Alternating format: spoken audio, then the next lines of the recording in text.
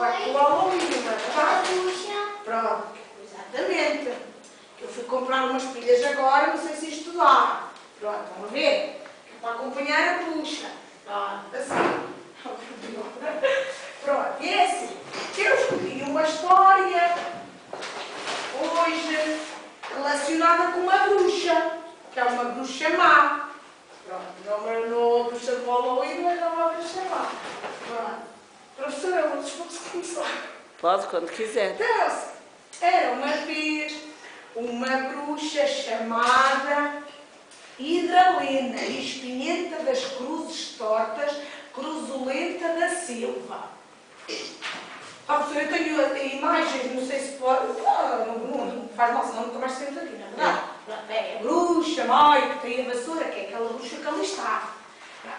Ela queria viver novas e horrendas aventuras, queria meter medo aos meninos. Um dia pegou no seu chapéu, na sua vassoura e nos animais de estimação. Os animais de estimação dela era o mocho, os mosquitos, que era para meter medo aos meninos.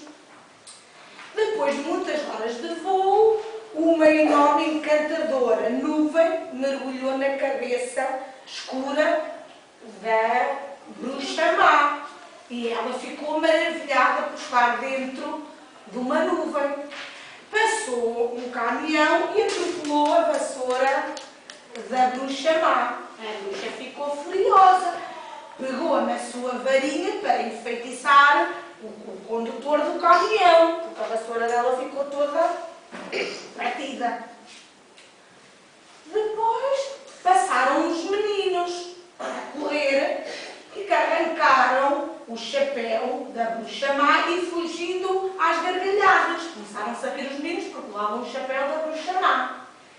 A bruxa tirou outro chapéu da sua mala e foi cercada pelos meninos da primeira classe, da professora Lourdes, na escola, no recreio da escola. Uma menina, de vestido e de sapatos, gritou: "Olhem, olhem, uma bruxa de verdade." E essa menina perguntou, disse assim à bruxa: "Conta uma história, dona bruxa." A bruxa adorou a ideia e disse: "Vou meter medo a estes meninos todos." E começou a contar a história. Uma vez, um castelo onde viviam monstros e morcegos. Eles passavam os dias inteiros dormindo nos seus caixões. A bruxa disse isso aos meninos da primeira classe. Um menino da primeira classe disse assim: "Olha, essa história já passou na televisão."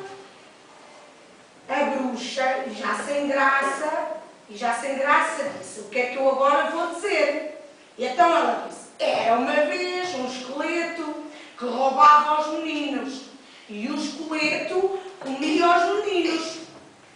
Quando os meninos iam chegando ao estômago do esqueleto, eles faziam barulho que pareciam balões e os meninos estavam todos cheios de medo.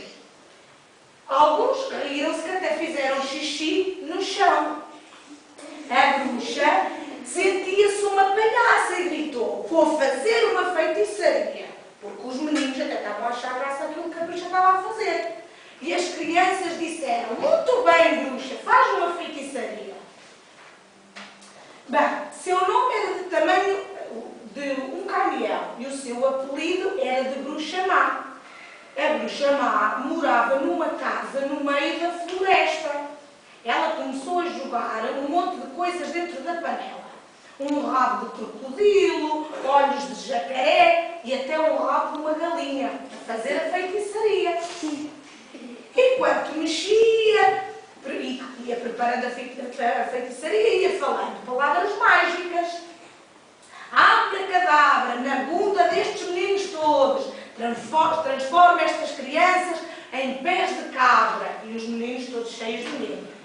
Mas as crianças também queriam participar na magia, os meninos, e foram jogando para dentro da panela que a bruxa tinha as suas pequenas coisas para fazer. Então o que é que eles lá puseram?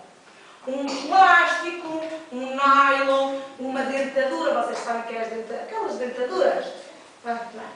E uma bolachas, também receitando as suas aldrabices, quer dizer, dizendo as suas mentiras, para ver se dali, o que eles punham dentro da panela, para ver se saía uma feitiçaria. Então os meninos diziam: abracadabra no meio da lua, transforma a bruxa numa galinha.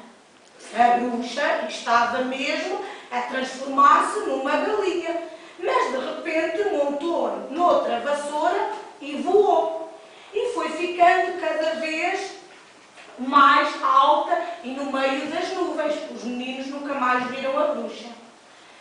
Depois, os meninos, passados uns dias, ouvi dizer que ela passou. Um dos meninos disse: ouvi dizer que aquela bruxa que nos queria pôr medo está no hospital internada. E disse o menino para os colegas. Por exemplo, disse o Duarte para o Marco, que estava que a bruxa que estava internada num hospital. As outras bruxas ouviram isso.